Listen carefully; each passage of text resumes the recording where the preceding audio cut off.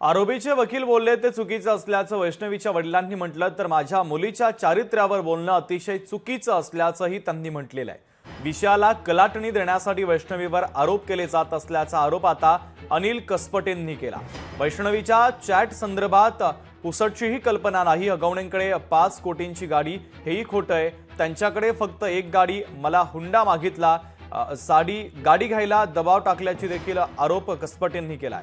तर निलेश चव्हाणही या कटामध्ये सहभागी असल्याचं कसपटेंनी म्हटलं, तर जालिंदर सुपेकर यांचं नाव घेऊन शशांक धमकावत असल्याचा आरोपही कसपटेंनी केला।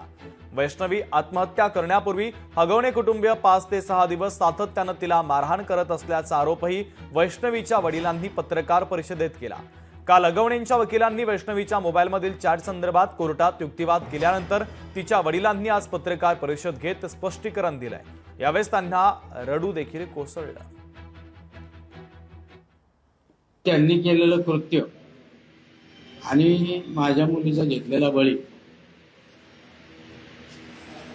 ह्याला कुठंतरी त्यांना वेगळी कलाटणी द्यायची आणि तो गुन्हा लपवायचा आहे, म्हणून त्यांनी हे असं वक्तव्य केलेलं आहे।